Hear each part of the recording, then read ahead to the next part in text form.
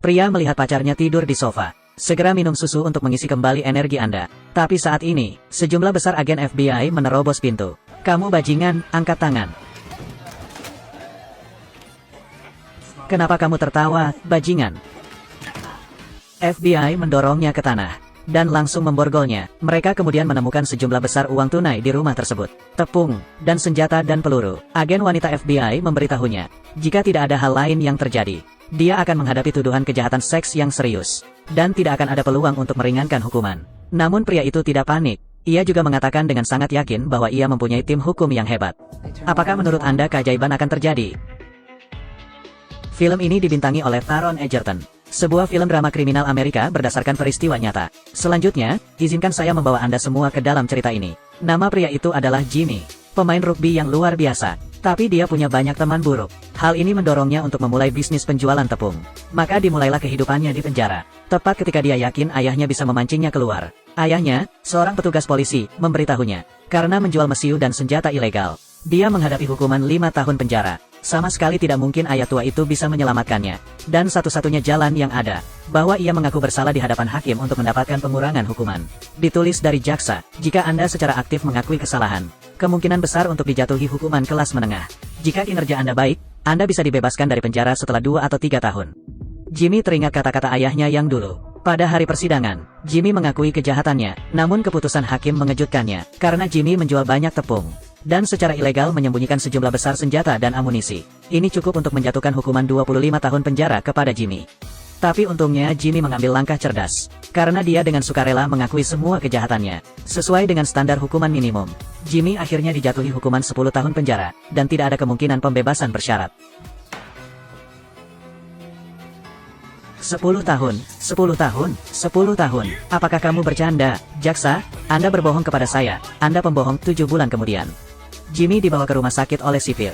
Saat ini, detektif dan jaksa wanita sudah menunggu di sini. Mengetahui Jimmy berkembang pesat di penjara, kami tidak hanya bisa hidup damai dengan geng lain, kembangkan juga bisnis sampingan. Dan itu semua karena pesonanya. Pesona yang kuat dan keterampilan sosial. Inilah sebabnya mengapa detektif wanita itu mendatanginya. Ternyata para agen ingin Jimmy melakukan sesuatu untuk mereka, yaitu memindahkan Jimmy ke penjara lain, dan memintanya untuk mendekati pembunuh dalam kasus pembunuhan berantai. Dari sana, selidiki dia agar dia bisa angkat bicara, di mana 13 korban lainnya dimakamkan. Sampai sekarang, polisi hanya menemukan jasad salah satu korban, karena tidak cukup bukti. Pembunuh berantai ini kemungkinan besar akan dibebaskan. Janji agen kepada Jimmy, hanya perlu menemukan lokasi 13 orang yang tersisa. Sisa 9 tahun 3 bulannya akan dikurangi. Menghadapi kesepakatan yang begitu menarik, Jimmy tidak berkata apa-apa, dengan tegas memilih untuk menolak. Karena ini penjara khusus untuk orang sakit jiwa, dan para tahanan di dalamnya kejam dan kejam. Setelah dipindahkan ke penjara itu, mereka tidak hanya akan disiksa hingga mencapai tahap psikosis, bahkan tidak ada peluang untuk keluar hidup-hidup. Agen tersebut berharap Jimmy akan memanfaatkan kesempatan ini, karena ini satu-satunya cara untuk mengurangi hukumannya. Setelah berbicara, dia meninggalkan berkas tentang si pembunuh dan pergi. Setelah kembali ke sel, Jimmy mau tidak mau membuka file itu, tapi melihat kasus-kasus yang tercatat di dalamnya, pembunuh berantai ini mengejutkannya. Ini adalah film berdasarkan peristiwa nyata, sebuah film drama kriminal Amerika yang diadaptasi dari ceritanya terjadi di Indiana pada tahun 1993. Seorang gadis muda bertemu dengan seorang pembunuh berantai di jalan. Namun hidupnya selamanya terkait dengan ladang jagung ini.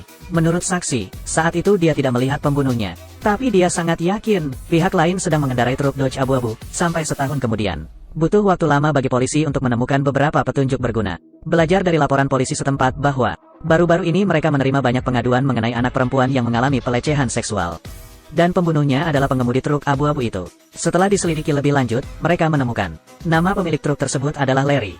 Dia sangat menikmati peragaan ulang perang saudara, dan akan berpartisipasi dalam pertunjukan di seluruh negeri. Dan yang penting adalah, 2 hari sebelum gadis itu dibunuh, memang terjadi reka ulang perang kemerdekaan di wilayah tempat kejadian itu terjadi. Ini cukup untuk membuktikan bahwa Larry jelas-jelas dicurigai melakukan kejahatan tersebut. Dengan koordinasi kepolisian setempat, Dasan menemukan Larry, tersangka utama. Tapi saat Dasan melihat Larry, itu membuatnya ragu lagi. Bentuk depannya gemuk, Larry dengan janggut yang aneh. Tampak seperti orang aneh yang tidak berbahaya. Dan dia berbicara dengan ragu-ragu, seolah-olah dia belum bangun. Pria gemuk yang kikuk, sama sekali tidak terlihat seperti pembunuh berantai. Namun apa yang dia katakan selanjutnya mengejutkan Dasan. Dia bilang dia sering bermimpi menyakiti gadis-gadis. Padahal mimpi itu sangat nyata. Namun itu hanyalah mimpi. Begitu Dasan mengeluarkan foto gadis yang terbunuh itu, Larry tiba-tiba menjadi mudah tersinggung, dan jangan menjawab pertanyaan lebih lanjut. Semua orang di sini mengira Larry sakit jiwa, karena dia sering mengatakan hal-hal aneh tanpa alasan. Tapi menurut Dasan, segalanya tidak sesederhana itu. Jadi agen FBI terlibat dalam penyelidikan. Akhirnya, diinterogasi oleh detektif. Larry mengaku menyakiti seorang mahasiswi. Tapi untuk 13 sisanya, dia ragu-ragu dan tidak bisa menceritakan dengan jelas tentang korbannya. Saya tidak ingat pernah menyakiti siapapun. Hanya saja, aku merasa lelah sepanjang waktu. Saya selalu lelah dan sedih. Meski jawaban Larry tidak jelas, tapi ini cukup untuk membuktikan bahwa dia adalah seorang pembunuh. Dalam keputusasaan, detektif itu segera membuat keputusan penting. Mereka mengoreksi jawaban bodoh Larry, memalsukan pengakuan seorang pembunuh berantai, dan menginstruksikan Larry untuk menandatangani pengakuan. Saya tidak melakukan itu. Tidak, Larry, kamu melakukannya, hanya saja aku sering bermimpi seperti itu.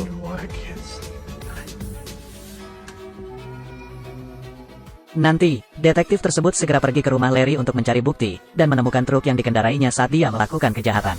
Tapi karena Larry yang pembersih, mobil itu sudah dibersihkan olehnya, dan saudara kembarnya Gary, namun dia selalu berusaha melindungi saudaranya. Dia tidak menganggap Larry adalah pembunuh sebenarnya, karena dia suka berbohong sejak kecil. Nalar mengakui fakta itu, semoga saja bisa menarik perhatian orang lain. Yang tidak terduga adalah, saat Larry sedang dalam perjalanan ke pengadilan, dia tiba-tiba menjadi lebih pintar. Dia mengatakan dia dipaksa menandatangani pengakuan.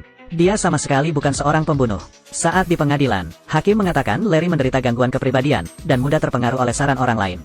Hal ini memaksanya untuk mengakui kejahatan yang tidak dilakukannya. Jadi hakim menerima banding Larry. Jika pada banding kedua, masih belum ada bukti konklusif untuk menghukumnya, kemudian Larry akan dibebaskan. Jadi para detektif dan jaksa beralih ke Jimmy. Biarkan dia pergi ke penjara tempat Larry berada. Dan cobalah mencari tahu di mana 13 gadis lainnya dikuburkan. Menghadapi kesepakatan yang begitu menarik, pilihan apa yang akan diambil Jimmy? Sipir mengetahui tujuan sebenarnya Jimmy datang ke penjara. Dia juga mengancam akan meminta bayaran untuk menyegelnya.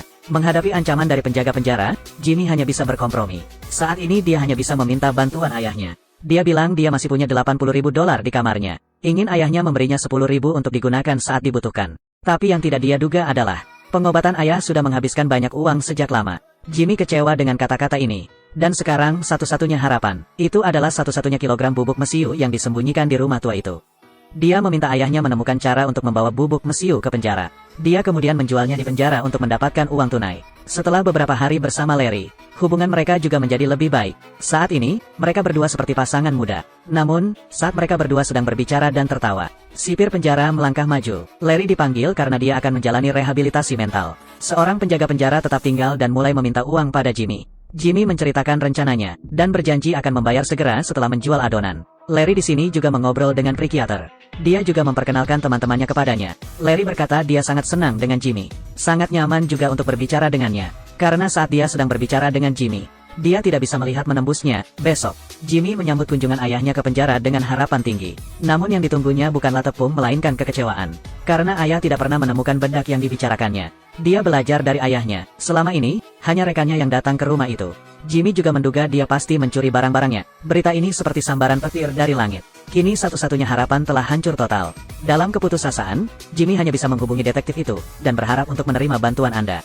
Tapi para detektif tidak berdaya, karena para petinggi pasti tidak akan menyetujui dana ini.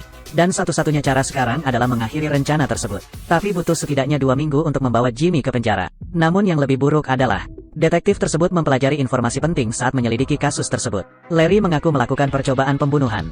Namun polisi menemukan alibinya. Karena hari itu, Larry sedang berjalan beberapa kilometer dari TKP. Berpartisipasi dalam pertunjukan di kota-kota yang jaraknya ratusan kilometer. Bahkan banyak saksi yang bisa memberikan kesaksian. Jadi dia menyimpulkan bahwa Larry adil. Sengaja mengakui kesalahannya. Suka mengambil tanggung jawab atas hal-hal yang belum pernah dilakukan sebelumnya. Mungkin dia sebenarnya bukan seorang pembunuh berantai. Tapi menurut Jimmy tidak. Dia cukup yakin pembunuhnya adalah Larry. Dan memutuskan untuk mencari tahu kebenarannya. Detektif itu memberitahunya. Waktu ke depan sangatlah mendesak. Kita harus mencari tahu di mana ke-13 gadis itu dimakamkan secepat mungkin. Dalam keputusasaan, Jimmy hanya bisa mempertaruhkan nyawanya dan kembali ke area penjara. Selanjutnya mari kita simak. Pria itu mempertaruhkan nyawanya. Datanglah ke penjara yang penuh dengan penjahat serius ini. Hanya untuk menjangkau pembunuh berantai dengan trik yang sangat kejam. Tapi suatu hari, Jimmy akhirnya menemukan kesempatannya. Dia menyelinap ke sel Larry untuk menemukan bukti kejahatannya. Seperti yang diharapkan, beberapa majalah di lantai menarik perhatiannya. Saat Jimmy membuka majalah itu, isinya mengejutkannya. Majalah itu sebenarnya penuh dengan pola gambar tangan Larry. Dan ini semua tentang rincian bejat pembunuhan gadis-gadis muda. Hal ini membuat orang semakin yakin bahwa Larry adalah seorang pembunuh berantai. Setelah menerima jawaban yang diinginkan, dia dengan hati-hati mengembalikan majalah itu ke keadaan semula. Namun ketika dia kembali ke selnya, penjaga penjara muncul lagi di sel. Kau bisa menebaknya, penjaga penjara datang ke sini untuk meminta uang. Saat ini, Jimmy tidak bisa mendapatkan uang sama sekali. Dia mengetahuinya dengan baik. Jimmy mengungkapkan identitasnya sebagai agen yang menyamar. Hidupnya bisa dalam bahaya kapan saja. Jimmy juga mengatakan dia tidak bisa menghasilkan uang. Kepala penjara hanya tersenyum. Dia menepuk bahu Jimmy dan berbalik untuk pergi. Namun saat ini, terdengar suara dari sel sebelah. Larry berkata dia merasa lebih damai dari sebelumnya, seperti ketenangan sebelum badai. Dia merasa sesuatu yang besar akan terjadi di penjara. Lalu tiba-tiba dia mengganti topik pembicaraan. Dia bertanya pada Jimmy apakah ada orang di selnya sekarang. Jimmy menggelengkan kepalanya dengan perasaan bersalah. Namun Larry yang tanggap sepertinya menyadari sesuatu. Dia pikir Jimmy bisa memahaminya. Larry, apa yang kamu bicarakan? Apakah kamu bertanya padaku? Karena kamu terus menanyakan banyak pertanyaan kepadaku. Untuk menghindari terlalu banyak bicara dan membuat kesalahan, Jimmy berpura-pura marah dan berbalik saat dia pergi ke taman bermain. Perilaku tahanan itu sungguh aneh, seperti yang dikatakan Larry. Ini seperti ketenangan sebelum badai. Tapi kemudian Larry mengusirnya. Dia berkata pada Jimmy, jika Anda ragu, berarti itu akan segera terjadi. Seperti yang diharapkan, kerusuhan besar-besaran terjadi di penjara. Pada titik ini, narapidana tidak lagi dikendalikan. Adegan itu segera menjadi kacau. Para tahanan dan penjaga juga memulai perjuangan hidup dan mati. Bahkan TV pun tidak luput dari perhatian. Kerusuhan berhenti setelah terjadinya pemukulan hebat selama beberapa waktu. Besok, kepala penjara memanggil para tahanan untuk membersihkan kantin. Karena Larry adalah petugas kebersihan, jadi Larry bertanggung jawab penuh atas pembersihan ini. Di bawah kepemimpinan Larry, semua orang segera mulai membersihkan. Selama periode ini, keduanya juga memiliki pemahaman yang mendalam satu sama lain. Apakah kamu besar di kuburan? Ya, itu betul. Ternyata Larry telah tinggal di kuburan bersama ayahnya sejak ia masih kecil. Kapanpun seseorang dikuburkan pada siang hari, ayahnya akan membawanya ke pemakaman pada malam hari, dan memintanya untuk menggali mayatnya. Kemudian keluarkan semua perhiasan emas dan perak yang digunakan untuk penguburan. Sejak itu, dia tidak takut pada apapun. Karena baginya, orang-orang akan menjadi sangat ramah setelah kematian. Mereka tidak akan berani memandangnya, apalagi meremehkannya. Sebagai imbalan atas kepercayaan Larry, Jimmy juga mulai menceritakan kisahnya. Ternyata Jimmy juga mempunyai masa kecil yang menyedihkan. Orang tuanya bercerai ketika dia masih sangat muda. Sejak saat itu dia tinggal bersama ibunya. Tapi ibu hanya minum dan minum sepanjang hari. Dan seringkali membawa pulang pria asing. Suatu ketika seorang pria sedang mabuk. Dan dia mematahkan 3 tulang rusuk. Tapi ibu bukan hanya tidak peduli. Dan Anda menyerahkan semua tanggung jawab pada diri Anda sendiri. Menghadapi ibu seperti itu, Jimmy pernah berkata dia ingin mendorongnya menuruni tangga. Namun Larry mengatakan hal itu akan mematahkan lehernya. Dia kemudian menunjukkan pada Jimmy cara membunuh orang dengan cepat. Saya merendam kain pada malam but, lalu bersembunyi di terugu. Jika digunakan untuk menutup muka seseorang, dalam hitungan detik mereka akan kehilangan kesadaran. Jimmy tertegun sejenak setelah mendengar ini. Hal ini juga membuatnya semakin yakin bahwa Larry adalah pembunuh berantai. Dengan cara ini mereka tidak akan bisa memukul saya. Nama belakang, gadis-gadis itu, tapi kemudian bel alarm tiba-tiba berbunyi di kepalaku. Percakapan antara keduanya terhenti. Besok, adik laki-lakinya, Gary, mengunjungi penjara. Dia memberitahu saudaranya, saat ini polisi sering datang ke rumah untuk menyelidiki. Tapi Larry dengan gembira berkata, sebab, dia yakin polisi belum menemukan bukti yang meyakinkan. Apakah itu berarti kamu akan segera dibebaskan? Itu benar. Dia menyembunyikan identitasnya dan pergi ke penjara yang penuh dengan penjahat serius. Tanpa diduga, identitas rahasianya terbongkar oleh penjaga penjara. Dan di samping itu, semua tahanan memberikan tatapan tidak ramah. Karena mereka paling membenci penuduh. Saat ini Jimmy telah menjadi duri di mata para tahanan. Dia mengetahuinya dengan sangat baik. Tidak banyak waktu yang tersisa untuk diri Anda sendiri. Hari ini adalah hari konseling psikologis Jimmy. Tanpa diduga, orang tersebut digantikan oleh psikiater Larry. Jimmy langsung panik, karena selain sipir dan psikiater dia tidak bisa mempercayai siapapun. Ini juga berarti dia tidak bisa menyampaikan informasi kepada polisi. Ternyata psikiater Jimmy sedang berlibur akhir-akhir ini. Oleh karena itu, hanya dokter wanita yang dapat memberikan nasihat psikologis kepadanya. Dokter wanita tersebut juga tampaknya meragukan identitas Jimmy. Dia bertanya pada Jimmy mengapa dia datang ke penjara ini. Jimmy hanya berpura-pura bodoh dan asal-asalan. Dokter wanita itu memperingatkannya, jangan pernah mencoba menyakiti pasiennya, dan jaga jarak dari Larry. Setelah kembali ke area penjara, Jimmy berpura-pura tidak peduli. Dia kemudian menemukan kesempatan lain untuk berbicara dengan Larry. Jimmy berinisiatif mencari topik. Dia bertanya pada Larry tentang berapa usia termuda seorang gadis. Topik ini menarik minat Larry. Namun begitu Larry membuka mulut untuk berbicara, Larry mau berangkat kerja, pipa air bocor. Tidak ada pilihan, Jimmy hanya bisa mencari peluang lain. Besok, Jimmy bermain sepak bola dengan bos penjara. Yang tidak dia duga adalah, dia sebenarnya diam-diam menyelidiki identitas Jimmy. Dia menemukan bahwa identitas Jimmy bukanlah apa yang dia katakan. Dia hanya menyuruhnya untuk menjaga dirinya sendiri. Lalu dia menepuk bahu Jimmy dan berbalik meninggalkan taman bermain. Sangat cepat, penjaga penjara menyebarkan identitasnya sebagai agen yang menyamar. Jimmy tahu bahwa identitasnya telah terungkap sepenuhnya. Sekarang dia harus menemukan cara untuk mendapatkan bantuan secepat mungkin. Dia kemudian berencana menelepon agen wanita tersebut. Namun ternyata saldo di kartu bank tidak cukup. Akibatnya, ia tidak dapat berkomunikasi dengan dunia luar. Namun saat ini, seorang pria kuat di belakang sedang menunggu dengan tidak sabar. Tutup teleponmu dengan cepat. Telepon apa ini? Menghadapi pria kuat itu, Jimmy dengan tegas memilih untuk menyerah. Saat ini dia juga menyadari bahayanya. Dalam waktu dekat, kita harus mencari tahu di mana gadis-gadis itu dikuburkan secepat mungkin. Hanya dengan cara itulah kita bisa keluar dari penjara ini hidup-hidup. Pria gendut ini kelihatannya tidak berbahaya. Dia pada dasarnya adalah seorang pembunuh berantai dengan trik yang sangat kejam. Namun dia yakin bahwa dia akan segera dibebaskan. Tapi dia tidak tahu, kebenaran perlahan-lahan mulai terungkap. Saat ini, detektif veteran dan polisi masih mencari bukti kejahatan Larry. Mereka menaruh harapan pada kasus gadis pengendara sepeda. Karena dialah satu-satunya, tidak ada korban yang dikuburkan oleh Larry. Keduanya kemudian mengkonfirmasi rute mengemudi Larry. Rencanakan untuk mencari petunjuk baru di dekat TKP. Setelah jalan-jalan, keduanya pergi ke toko pemancingan dekat tempat kejadian terjadi. Sheriff tua mengambil foto dan meminta identifikasi kepada bosnya. Tanpa diduga, sang bos mengenali Larry di foto itu hanya dengan pandangan sekilas. Namun hubungan keduanya tidak terlalu akrab, karena Larry mempunyai janggut yang aneh. Itu sebabnya hal itu meninggalkan kesan yang sangat mendalam pada bosnya. Pemiliknya mengatakan Larry membeli suku cadang mobil di sini beberapa tahun yang lalu. Tapi karena aku terlalu bersahabat dengannya, jadi Larry selalu suka berlari ke sini kapanpun dia ada urusan. Baru sekarang saya tahu, ternyata Larry selalu suka mengobrol dengan gadis-gadis tetangga, termasuk juga putrinya, yang saat itu masih remaja. Karena kelakuan Larry membuat banyak gadis membencinya, jadi dia menyuruh Larry pergi dengan marah. Keduanya kemudian pergi menemui putri bos. Rencanakan untuk menemukan beberapa petunjuk berguna tentang dia. Belajar darinya, Larry selalu mengatakan hal yang tidak masuk akal padanya. Misalnya, pergelangan kakimu indah. Daun telingaku sudah matang. Di samping itu, Larry bahkan sering memberinya beberapa hadiah. Dan hadiah-hadiah itu hanyalah hal-hal lama baginya. Seperti beberapa perhiasan indah. Ada juga sepatu atau jaket sesuai ukurannya, Karena hadiah tersebut akan membuatnya merasa tidak nyaman. Jadi dia menangani hampir semuanya. Namun hanya satu hadiah yang tersisa dalam stok. Ketika detektif dan mantan polisi pergi ke gudang untuk memeriksa, pemandangan di depan mata mereka mengejutkan keduanya. Sepeda ini persis seperti yang hilang dari gadis-gadis itu. Tanpa diduga, Larry memberikannya kepada orang lain sebagai hadiah, dan sisi lainnya. Jimmy dan Larry sedang mengobrol di toko furnitur. Jimmy memberitahunya bahwa dia punya 80 pacar. Larry sangat terkejut sehingga dia bertanya bagaimana dia bisa melakukan itu. Dia kemudian berinisiatif untuk menyebutkannya.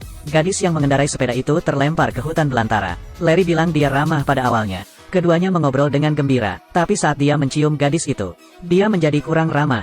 Dia tidak hanya berteriak dan membuat keributan, tapi dia bahkan memukul dirinya sendiri. Jadi dia menyumbat mulutnya dengan kain, sampai gadis itu berhenti melawan. Kemudian, dia pergi ke ladang jagung dan memperkosa gadis itu. Kemudian mengikatnya ke sebuah pohon besar. Akhirnya, dia mencekiknya dengan ikat pinggang. Ketika Jimmy mendengar ini, dia hanya bisa berpura-pura tenang. Saya tidak menyangka bahwa pembunuh di depan saya begitu kejam. Sisi lain, detektif dan petugas polisi veteran menemukan petunjuk untuk jaksa. Tapi sepeda saja tidak bisa menghukumnya. Lagi pula, Larry telah menghapus nomor seri dari mobilnya. Oleh karena itu, tidak mungkin untuk menentukan siapa pemilik mobil tersebut. Jadi, semakin mustahil untuk membuktikan bahwa Larry adalah pembunuhnya. Namun saat ini, Jimmy di dalam sel menangis. Bayangkan 14 gadis tak berdosa yang dibunuh. Hatinya penuh dengan emosi campur aduk. Pria itu tiba-tiba terbangun dari mimpi buruk. Segera mengetahui Larry ada di selnya. Larry mengira dia pasti terkejut. Karena ceritaku kemarin, itu sebabnya saya mengalami mimpi buruk. Untuk mengetahui di mana ke-13 gadis itu dimakamkan secepat mungkin. Jadi Jimmy punya rencana, cerita. Itu adalah cerita. Apakah kamu berbohong kepada temanmu? Ini membuktikan bahwa kamu tidak menganggapku sebagai teman. Setelah melihat Jimmy marah, Larry dengan cepat mengatakan bahwa dia bukan pembohong. Dan pastikan bahwa apa yang Anda katakan itu benar. Namun Jimmy selalu mempertahankan sikap tidak percaya, dan memberitahu Larry. Saya melihat mata penjahat lainnya, namun tidak ada keganasan di matanya. Dan yang kulihat hanyalah kebohongan. Dia hanyalah badut yang suka mengucapkan kata-kata kasar. Larry juga tidak menjelaskan banyak hal. Katakan saja pada Jimmy untuk menemuinya di tempat penebangan kayu. Ingin membiarkan dia melihat mata seorang pembunuh sungguhan. Nanti, Jimmy pergi ke tempat penebangan kayu untuk mencari Larry. Larry kini telah selesai menggambar petanya. Setiap kota di peta ditandai dengan titik merah. Ada juga 21 burung yang diukir dengan cermat ditempatkan di sekitarnya. Jimmy bertanya mengapa dia mengukir burung-burung ini. Dan mengapa 21. Biarkan Jimmy lebih memahami dirinya. Jadi Larry memutuskan untuk mengatakan yang sebenarnya. Dia bilang dia akan mengirimkan burung dan peta ini kepada adik laki-lakinya. Dan meminta adikku untuk membantu mengecat burung itu menjadi hitam. Lalu gunakan itu untuk melindungi jiwa gadis-gadis yang mati itu. Jimmy segera sadar setelah mendengarnya. Lebih dari 14 gadis tewas di tangan Larry. Sudah mencapai 21. Larry berkata dia sebenarnya tidak ingin menyakiti hati gadis-gadis itu. Namun mereka selalu melawan dan bahkan memukuli diri mereka sendiri. Salah satu gadis itu memiliki tinju yang sekuat tinju pria. Itu sebabnya dia harus membunuh mereka. Dan alasan mengapa Larry mengatakan hal ini kepadanya. Saya hanya tidak ingin ditertawakan dan dipandang rendah oleh orang lain. Aku tahu kamu pernah menggodaku sebelumnya. Tetapi saya telah menggali ratusan kuburan sejak saya masih kecil. Mungkin ada lebih banyak wanita dibandingkan yang pernah saya miliki. Aku serius. Aku sudah menggali lebih banyak kuburan daripada kamu. Larry mengatakan lokasi jenazah gadis itu dikuburkan dengan sangat rahasia. Tidak ada yang akan mengetahuinya kecuali dia. Dan berharap dapat menggunakan burung-burung ini untuk melindungi jiwa mereka. Biarkan jiwa gadis-gadis itu beristirahat dalam damai. Jimmy kemudian membuat rencana. Dia bilang dia bisa diam-diam mengirim peta itu ke keluarga si pembunuh. Biarkan orang tua menemukan sendiri jenazah anaknya. Hanya dengan cara inilah jiwa para gadis dapat benar-benar merasa damai. Tapi Larry tersenyum. Dia bilang dia masih ingin keluar dari sini hidup-hidup. Jadi tempat di mana gadis-gadis itu dikuburkan. Tidak akan ada yang tahu. Dia akan keluar dari penjara dengan selamat. Kemudian kembalilah ke kehidupan lamamu. Setelah mendengar ini, Jimmy akhirnya tidak bisa menahan diri. Anda tidak akan keluar hidup-hidup. Sama sekali tidak mungkin. Sama sekali tidak mungkin. Kamu bajingan, kamu harus mati. Saat ini, Larry tiba-tiba menyadari. Saya tidak mengharapkan orang yang saya percayai. Selalu anggap diri Anda sebagai agen yang menyamar. Larry tiba-tiba kehilangan kendali atas emosinya. Persahabatan keduanya juga hancur total. Nanti, Jimmy dikendalikan oleh penjaga penjara. Karena perilakunya merupakan ancaman bagi Larry. Dia kemudian ditempatkan di sel isolasi. Psikiaternya masih berlibur saat ini. Sekarang dia benar-benar tidak bisa hubungi siapapun. Dalam keputusasaan, dia hanya bisa mencoba yang terbaik untuk menemukan peta itu. Ingat lokasi pemakaman gadis-gadis itu di peta. Lalu dia menahan rasa sakit dan menggigit jarinya. Kemudian gambarlah peta mental di dinding. Akhirnya, Jimmy pingsan karena kehilangan banyak darah. Saya tidak tahu berapa lama waktu yang dibutuhkan. Jimmy akhirnya dibebaskan. Ternyata psikiaternya telah kembali dari liburan. Saat ini para detektif juga telah tiba. Jimmy tidak berkata apa-apa, segera meminta pena kepada detektif itu. Kemudian gambar ulang peta dari memori. Setelah beberapa saat, Jimmy berhasil memulihkan peta. Dia memberitahu detektif. Titik-titik merah ini melambangkan kuburan 21 korban. Dan jelaskan secara spesifik kejahatan Larry. Detektif itu juga tersenyum setelah mendengar ini. Kami akhirnya punya bukti, Jimmy. Aku menemukannya. Terakhir, hakim mengadili Jimmy lagi, dan ubah semua sisa kalimat dalam kalimat Jimmy. Tidak mengikat dan berlaku segera. Saat hakim menjatuhkan palu, Jimmy menangis bahagia, serentak. Hakim menolak banding Larry, dan coba lagi kasusnya. Larry akhirnya dijatuhi hukuman penjara seumur hidup dengan segera. Larry mencoba bunuh diri setelah bandingnya gagal. Tapi dia tidak bisa mati. Setelah dibebaskan dari penjara, Jimmy mengubah gaya hidupnya, dan memulai karir bisnis yang sukses. 5 tahun setelah Jimmy dibebaskan dari penjara, ayahnya meninggal karena serangan jantung. Sekarang, polisi masih belum menemukan di mana jenazah dikuburkan. Larry masih di penjara, dan tidak akan pernah berhak mendapatkan pembebasan bersyarat.